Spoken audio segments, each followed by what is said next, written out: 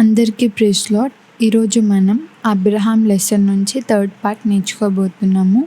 Abraham's obedience, అబ్రహాము యొక్క విధేయత. ఆదికాండము 22:1-18 హెబ్రీ 11:19. Isaac was born to Abraham at the age of 100. ఇస్సాకు అబ్రహామునకు 100 సంవత్సరాలు ఉన్నప్పుడు జన్మించాడు. It is quite natural that Abraham loved him deeply. అబ్రహాము తన కుమారుడైన ఇస్సాకుని గాఢంగా ప్రేమించడం సహజమే. God wanted to test Abraham's faith and love towards him. దేవుడు ప్రేమను పరీక్షించాలనుకున్నాడు. So one day God said to him. కాబట్టి ఒకరోజు దేవుడు అబ్రహాంతో ఇలా అన్నాడు, take your only son Isaac whom you love to Moriah and offer him there as a burnt offering. నీకు ఇష్టమైన నీ ఒకానొక కొడుకు ఇస్సాకును మోరియా వద్దకు తీసుకువెళ్ళి అతన్ని దహన బలిగా అర్పించు. What a horrible test to kill his own son and offer in sacrifice. తన స్వంత కుమారుణ్ణి చంపి బలి అర్పించడం ఎంత భయంకరమైన పరీక్ష. But Abraham stood firm. కానీ అబ్రహాము గట్టిగా నిలబడ్డాడు. He believed that even if his son died, God would be able to raise his son from the dead. Abraham ఏమని నమ్మాడంటే తన కుమారుడు చనిపోయినప్పటికీ తన కుమారుణ్ణి దేవుడు మరలా బ్రతికిస్తాడని తను ఒక విశ్వాసం కలిగి ఉన్నాడు.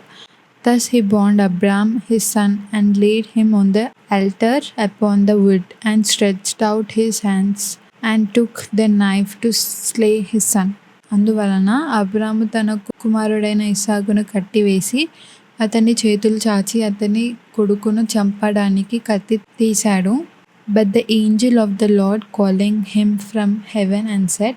అయితే అబ్రహాము తన కుమారుని చంపడానికి చేయి చాచినప్పుడు దేవదూత పరలోకం నుండి అతన్ని పిలిచి ఇలా అన్నాడు, Abraham Abraham, do not lay your hand on the lad for now.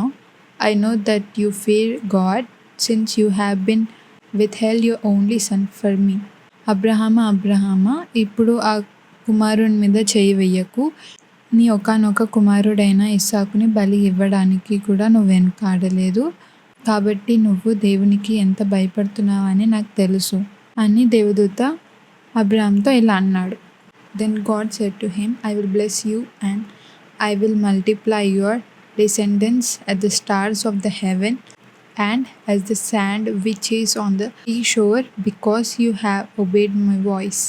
అప్పుడు అబ్రహాంతో దేవుడు ఇలా అన్నాడు, నేను నిన్ను ఆశీర్వదిస్తాను మరియు నేను నీ సంతానాన్ని ఆకాశ నక్షత్రాల వలె మరియు సముద్ర తీరంలోని ఇసుక రేణువుల వలె విస్తరింపజేస్తాను, ఎందుకంటే నీవు నా మాటకు లోబడ్డావు కాబట్టి. Here we see Abraham's obedience that paid in abundant blessing. ఇక్కడ మనం చూసినట్టయితే అబ్రహాం యొక్క విధేయత బట్టి ఆయనకు సమృద్ధిగా దీవెనలు వచ్చాయి. Similarly we must also obey our God, parents, teachers and elders. అలాగే మనం కూడా మన దేవునికి, తల్లిదండ్రులకు ఇంకా పెద్దలకు లోబడి ఉండాలి.